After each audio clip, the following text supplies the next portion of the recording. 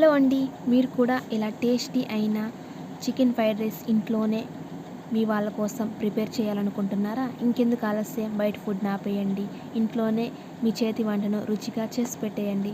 చాలా అంటే చాలా హెల్తీగా ఉంటుందండి. బయట ఫుడ్ ఆపేయండి, ఇంట్లోనే ప్రిపేర్ చేసుకోండి. ముందుగా అయితే మనం రైస్ని కడిగి పెట్టుకొని ఇలా ఎక్కువ వాటర్లో తక్కువ రైస్ని అయితే కుక్ చేసుకొని ఇలా 80% ఉడికించుకొని ఒక చిల్లులు ఉండే గిన్నెలు అయితే వేసేసుకుంటే వాటర్ అన్ని కిందకైతే వెళ్ళిపోతాయి. అంటే వాటర్ వంచకుండా ఇలా గిన్నెల్లో నుంచి పోతే అప్పుడు మనకి రైస్ బాగా వస్తుంది. తర్వాత వాష్ చేసి పెట్టుకున్న చికెన్ని కారం, ఉప్పు, గరం మసాలా వేసుకొని కొంచెం కలర్ పౌడర్ వేసుకొనేసి మ్యాగ్నేట్ చేసుకొని పక్కన పెట్టుకుందామండి.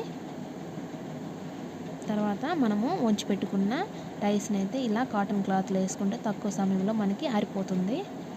ఇలా పలుచగా అయితే ఆరబెట్టేసుకుందాం. తర్వాత మనం మ్యాగ్నేట్ చేసుకున్న చికెన్ని ఇలా ఫ్రై చేసుకుందాం. తక్కువ ఆయిల్ వేస్తానంటే ఎందుకంటే మళ్ళీ దాన్ని యూజ్ చేయను కాబట్టి వద్దాక వేస్ట్ అవుతుందని చెప్పి తక్కువ ఆయిల్లోనే ఇలా తక్కువ వేసుకొనేసి ఫ్రై చేసుకొని పక్కన పెట్టేసుకుంటాం. చికెన్ అయితే ఎక్కువ ఏగబలేదండి, ఎందుకంటే క్రిస్పీగా గట్టిగా ఉంటే చికెన్ ఫ్రైడ్ రైస్ తినడానికి బాగుండదు. అందుకే ఇలా 80% అయితే చికెన్ అయితే ఉడికించుకుందాం.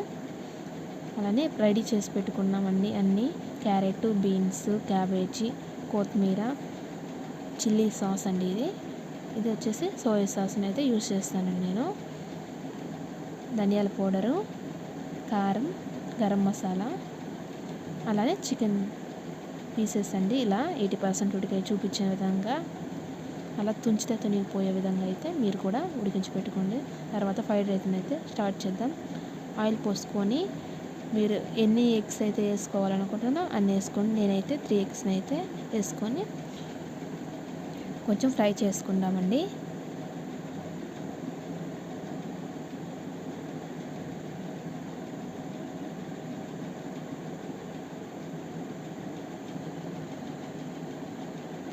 ఎగ్ని అయితే ఎక్కువ ఫ్రై చేయమాకండి, గట్టిగా ఉంటే చికెన్ ఫ్రైడ్ రైస్లోకి అంత బాగుండదు.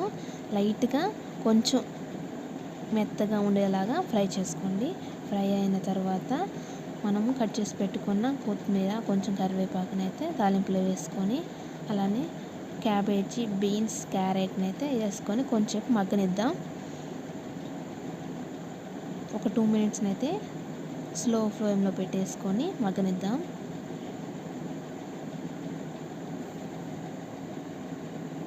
తర్వాత ఈలోపు మనము చికెన్ పీసెస్ని సన్నగా కట్ చేసుకొని పెట్టుకుందాం. కట్ చేసి పెట్టుకున్న చికెన్ పీసెస్ని అయితే వేసేసుకుందాం. చికెన్ పీసెస్ని కట్ చేసుకుంటేనే మనకు ఫ్రైడ్ రైస్లో తిన్న ముక్కలాగా అయితే ఉంటుంది, లేకపోతే గట్టిగా ఫ్రై పీస్లో తిన్నట్టుగా ఉంటుంది. ఈలోపు మనము గరం మసాలా, కారం, ధనియాల పౌడరు, ఉప్పు వేసుకొని కొంచెం పచ్చివాసన పోయేంత వరకు మగ్గనిద్దాం. హోటల్లో అయితే అంటే బయట చేసేవాళ్ళు రైస్ మీద అయితే కారం వేసుకుంటారు, కానీ నాకైతే అలా ఇష్టం ఉండదండి. బయట చేస్తాను, ఇలా చేసినా కూడా అలానే ఫ్లేవర్ అయితే వస్తుంది.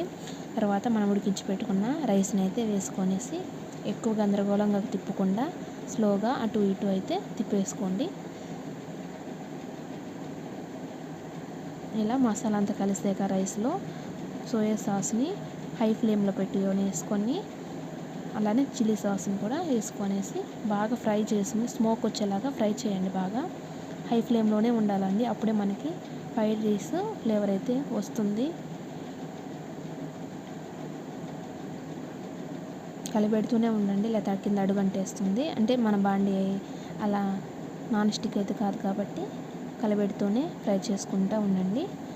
తర్వాత లాస్ట్ ఫినిషింగ్ కొత్తిమీర వేస్తామండి. అంతే అండి, చికెన్ ఫ్రైడ్ రైస్ ఇంట్లోనే టేస్టీగా స్ట్రీట్ స్టైల్ అయితే చేసేసుకుందాం. చాలా అంటే చాలా 100% స్ట్రీట్ స్టైల్ అయితే రెడీ అయిపోయింది. తప్పకుండా మీరు కూడా ట్రై చేయండి. మా వీడియో కానీ మీకు నచ్చినట్లయితే సబ్స్క్రైబ్ చేసుకోండి. ఇలాంటి మంచి వీడియోస్ కోసం మా ఛానల్ని ఫాలో అవ్వండి. Thank you for watching.